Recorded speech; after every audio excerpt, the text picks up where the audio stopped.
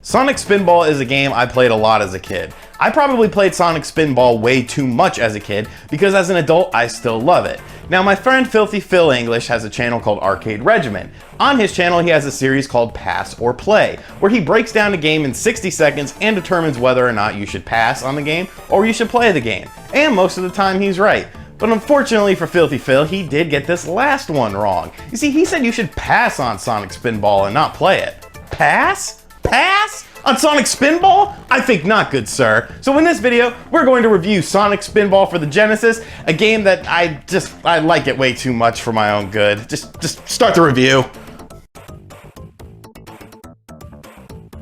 So how Sonic Spinball came to be is actually kind of interesting. Sonic 3 wasn't going to be able to hit the holiday release that Sega had wanted, so they wanted a Sonic game developed in 6 months to be able to supplement it so that Sonic fans would have something to play during that holiday season. So they looked at, some metrics and whatnot and noticed that the Casino Night Zone on Sonic the Hedgehog 2 was very popular. And what was that? It was basically a casino pinball style level and people loved it. I loved it as a kid. I remember playing it for hours and hours and hours because it was just weird. It was fun to gamble, I guess. And that's why I love slot machines now. Cha-ching.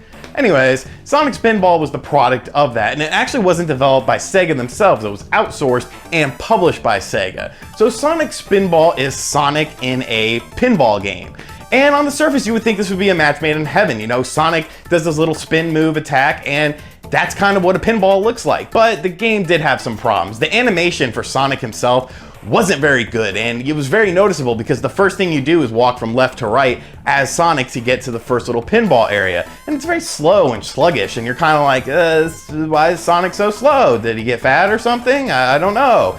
And it kind of hampers the game a little bit, but the pinball action, that's where the game shines. The frame rate does have a few issues here and there, but honestly, I think the pinball action is really fun. There's only 4 levels, but the levels really have a lot of variety in them, and there's different sections of the level. You gotta remember, pinball games at that time were pretty primitive. Things like Alien Crush for the TurboGrafx 16 were considered like the best pinball games at the time, and even they didn't have, this multi-layered levels that Sonic Spinball had, and that's kind of what made Sonic Spinball stand out. The music was really good. I enjoyed most of the tunes, and there was one thing that I would do for hours, literally hours in Sonic Spinball that made it memorable.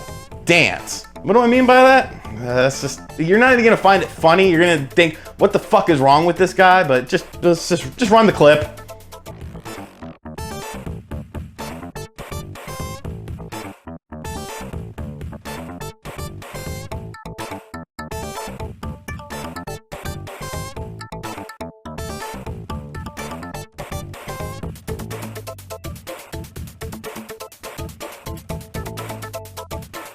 I don't know what's worse, the fact that I did that so much as a kid or the fact that I still do that as an adult.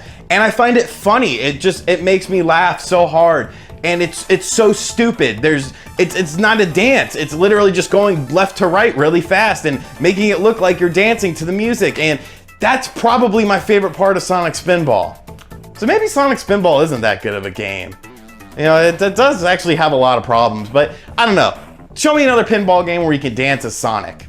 You can't. So, because of that, Sonic Spinball is an amazing game. 10 out of 10, best on the Genesis. This review sucked. I don't really care. Hope you guys enjoyed this video. Hit that like button, subscribe, leave me a comment in the comment section down below. I'm gonna make Sonic dance some more because I'm lonely. Goodbye.